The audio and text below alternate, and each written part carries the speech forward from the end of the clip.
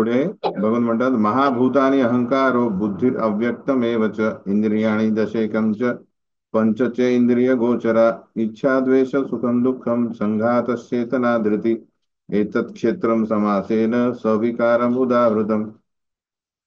तर आपण म्हटलं की हे बॉडी क्षेत्र आहे, पण ऍक्च्युअल बॉडी म्हणजे क्षेत्रात काय आहे, हे की नाही. जसं आपण म्हणलो एका शेतामध्ये झाडं पण आहे, बीज पण आहे, आय मीन धान्य आहे, फळाचे झाड आहे, भाज्या लावलेल्या आहेत, हे की नाही. त्याच प्रकारे हे संपूर्ण क्षेत्र किती घटकांनी बनलंय याची माहिती दिलेली आहे बघा. तर आता हे क्षेत्र किती तत्वांनी बनलंय? 24 तत्वांनी. हे 24 तत्व आपल्याला माहित पाहिजे, हे की नाही. जसं म्हटलं मी, त्या कैद्याला जर तुरुंगातून बाहेर निघायचं असेल तर त्याला माहित पाहिजे ना तुरुंग किती फैललेला आहे, मला कुठून कुठून जायचंय, हे की नाही. तर काय आहेत हे 24 तत्व? फर्स्ट थिंग काय आहे? पंचमहाभूत लिहा. काय काय आहेत? हा, पृथ्वी अग्नी वायू जल आकाश, हे पंचमहाभूत झाले. नेक्स्ट आहे मिथ्या अहंकार. तर बेसिकली आपण अशा जाऊ, जसं आपलं शरीर आहे याच्यात पंचमहाभूत झाले. नंतर काय येईल? मन बुद्धी आणि मिथ्या अहंकार. हे झाले 8. लिहून घ्या, नंतर विचार करत राहा. नंतर काय येतं? तर पहिले ज्ञानेंद्रिय, जसं म्हटलं मी, काय ते श्रोत्रम चक्षु स्पर्शनम च रसनम घ्राणं, म्हणजे कान नाक डोळे जीभ आणि त्वचा, हे झाले 5 ज्ञानेंद्रिय. ज्ञानेंद्रिय काय म्हणतात याला? कारण याने आपण ज्ञान अर्जित करतो, काय समोर आहे, काय ऐकू आलं. हे झाले किती झाले आता? 5 आणि 3 8. आणि किती झाले आतापर्यंत? किती झाले आपण? अरे आतापर्यंत आपण काय करतोय, तुम्ही ते वाचू नका, मी काय म्हणतो ते लिहा. पंचमहाभूत 5 झाले. 3 नंतर काय म्हणले आपण? मन बुद्धी अहंकार. मिथ्या अहंकार नंतर बाजूला काढा. मन बुद्धी मिथ्या अहंकार किती झाले? 5 आणि 3 8. आता 3 5 5 कर्मेंद्रिय, 5 ज्ञानेंद्रिय बघितले आता, 13 झाले. नंतर येतात 5 कर्मेंद्रिय. ते काय आहे?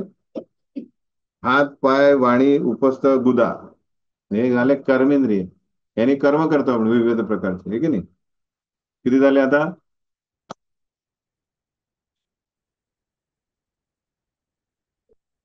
18 झाले. म्हणून म्हटलं लक्षात, म्हणजे तुमच्या डोक्यात पाहिजे. पंचमहाभूत मन बुद्धी अहंकार किती झाले? 8. 5 ज्ञानेंद्रिय, 5 कर्मेंद्रिय, 18 झाले. आता याचं नेक्स्ट काय? त्याच्यानंतर काय? हे जे इंद्रिय कोणाशी संपर्क करतील? इंद्रियांचा कोणाशी संपर्क होणार आहे? इंद्रिय विषयांशी ना. अरे इंद्रिय आहे, इंद्रिय विषय नको का? काय इंद्रिय विषय आहेत ते? 5. स्पर्श रूप शब्द रस गंध, आहे की नाही. नाक काय? फक्त नाकातून पाणी घाला ना, रस. नाक नाक कशासाठी आहे? गंध सुगंध घेण्यासाठी ना. तर किती झाले आता इंद्रिय विषय 5 ऍड केल्यानंतर? 23 झाले. हम्म. आणि आता त्यात भगवान म्हणतात की हे जे अव्यक्त त्रिगुण आहेत त्याला एक 24 होता. हे जे ऍक्च्युली आपल्याला हे थोडक्यातच इथे समजायचं आहे, कारण सविस्तर हे भागवतामध्ये आहे. याची निर्मिती कशी झाली. तर ऍक्च्युली मिथ्या जो अहंकार आहे तो तामस बुद्धीमध्ये आहे. तर त्रिगुण हे कशातून जन्मलेले आहे? तामस बुद्धीतून. ते सेकंड कॅन्टो मध्ये येईल आपल्याला, ठीक आहे ना. ते आता किती झाले? 24 झाले की नाही. हम्म. हे 24 घटकांनी आपलं बेसिकली काय क्षेत्र बनलेलं आहे. या मनुष्याने या 24 तत्वांचे पृथक्करणात्मक अध्ययन केले तर तो क्षेत्राचे स्वरूप जाणू शकतो. तर आपण पूर्ण जग विचार करतोय, अभ्यास करतोय, पण स्वतःबद्दलच माहिती नाही. मी कशाप्रमाणे या जेलमध्ये बद्ध आहे. आपण म्हणतो मीच जेल आहे. काय? मी जेल मी आहे. तर हे जे क्षेत्र आहे हे कायम स्वरूपाचं नाही आहे, नश्वर आहे. हे की नाही? टेम्पररी आहे, तात्पुरतं आहे. कारण काय? का? त्याच्यात बदल होता. हे की नाही? आता हा किती वर्ष तुझं वय आहे? हा, 13 वय आहे. बाकी सगळ्यांचं 13 वय झालं गेलं ना. म्हणजे याच्यात आपले या क्षेत्राला 6 प्रकारचे विकार आहेत, आपले स्थित्यंतर आहेत, त्याचे बदल आहेत. 6 बदल कुठले? कॉमन टू 84 लाख स्पीसीज, म्हणजे सगळ्या 84 लक्ष योनींना हे लागू पडतात. काय? पहिले उत्पत्ती, जन्म. नंतर काय? म्हणजे थोडा विकास झाला, विकास होत राहतो इथं. तर काय? नंतर स्थिती, काही काळानंतर तो राहील. नंतर प्रजनन, तो इतर जीवांना संधी देईल. नंतर क्षय, नंतर शक्ती कमी होऊन राहील. नंतर विनाश, मृत्यू. हे 6 बदल जे आहेत हे सगळ्यात चेतन वस्तूंना आहे तिथं. इव्हन झाड पण बघा. झाडाला जन्म आहे, तो मोठा होईल, वाढेल, नंतर राहील, फळ बिळ देईल. नंतर तो काय होईल? क्षय होईल, त्याच्यानंतर विनाश. तर हे 6 स्थित्यंतरे बदल क्षेत्राला म्हणजे शरीराला लागू पडतात. ते पण लिहून घ्या. ठीक आहे? तर आपण आतापर्यंत बघितलं संपूर्ण क्षेत्र आणि क्षेत्रज्ञाबद्दल. 2 क्षेत्रज्ञ आहेत आणि 24 तत्व काय आहे, आणि मेन म्हणजे कशा प्रकारे हा जो जीव आहे तो या क्षेत्राला, म्हणजेच हे या क्षेत्रामध्ये असलेले काय, ब्रह्मपृच्छम, म्हणजे भ्रमणाच्या ज्याच्या त्याला पंचकोश पण म्हणतात, त्या पंचकोशाला जाणतो की कशा प्रकारे तो आनंदमय आहे. पण आनंदमय अजून अनुभव होत नाही त्याला, कारण हे वलय आहे त्याची, त्याच्या अवस्था ज्या आहेत त्यातून तो सुटका झाली नाही. तर या गोष्टी आपण आतापर्यंत बघितल्या.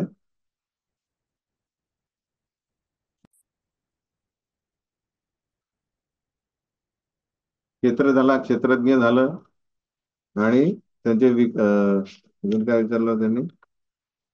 अं, अजून प्रकृती पुरुष आले नाही. आता ज्ञान आहे, नंतर ज्ञेय. तर ज्ञान काय?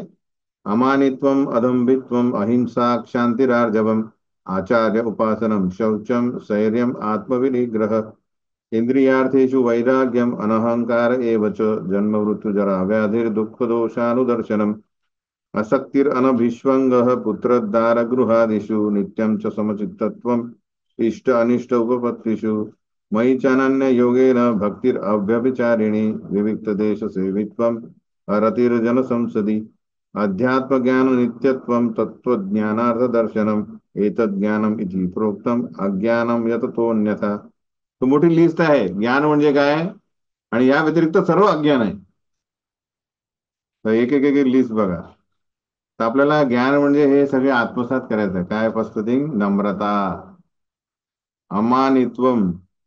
तर पहिले जाणून घ्या काय आहे.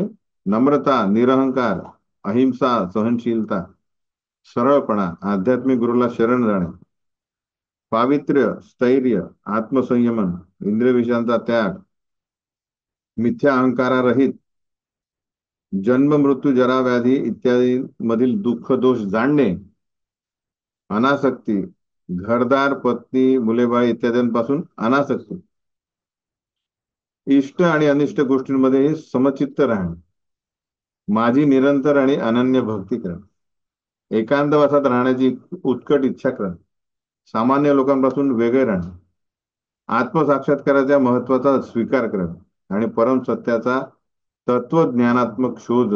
हे सर्व आहे ज्ञान, असे मी घोषित करतो, कृष्ण म्हणतात. या व्यतिरिक्त जे काही आहे ते सारे अज्ञान आहे. याच्यात मयीचे अनन्य योगेन भक्ती अव्यभिचारिणी, म्हणजे ज्ञानाची परिणती अनन्य भगवत भक्तीमध्ये होते. हे जे आहे ना, या म्हणजे जर मनुष्याने दिव्य भगवत सेवेचा स्वीकार केला नाही किंवा करण्यास पात्र नसेल तर तो इतर 19 साधनांमध्ये विशिष्ट महत्व नाही. म्हणजे या सगळ्या ज्ञानामध्ये सगळ्यात महत्वाचा गोष्ट काय आहे?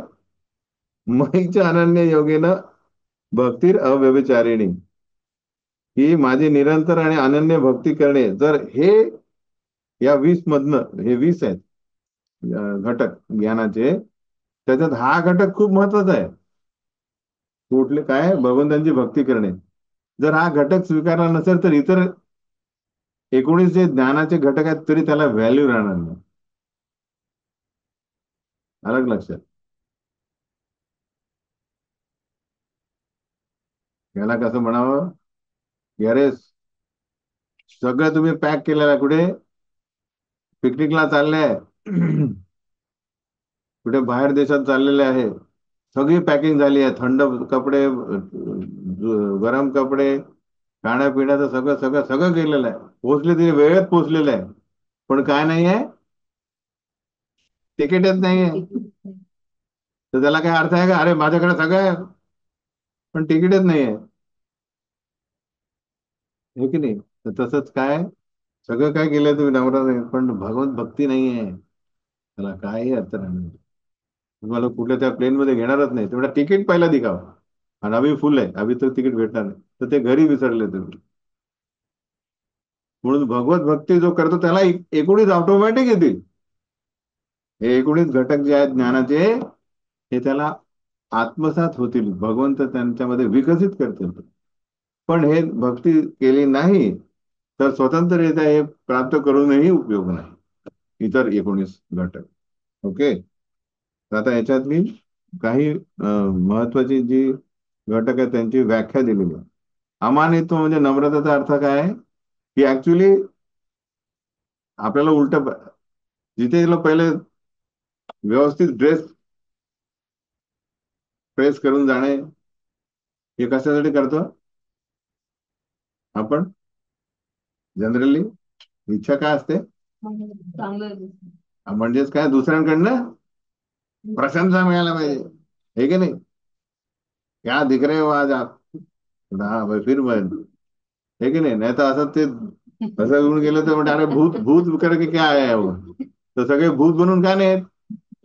हा, बाहेर निघत नाही पहिले अर्धा एक तास का घालवतात ते? कारण काय? लोकांकडनं मान प्रशंसा प्राप्त करणे.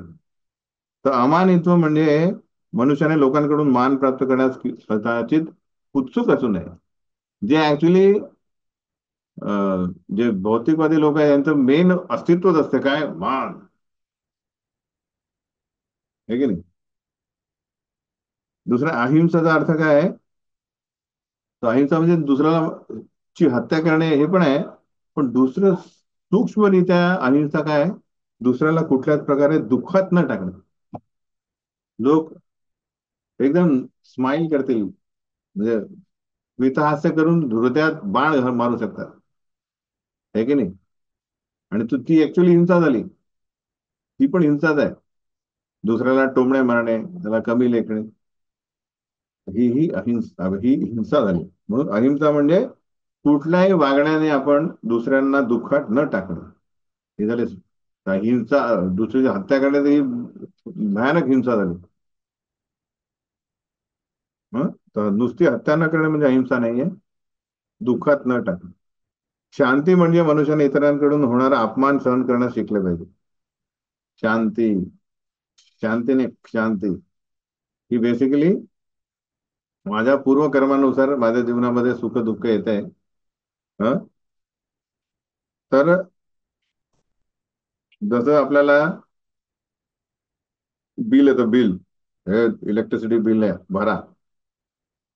तर बेस्ट काय? बिल भरून टाकायचं आहे की नाही? म्हणजे मग ते बिल, गाडी चालू राहील पण बाय बिल भरून का नाही, मग काय होणार आहे?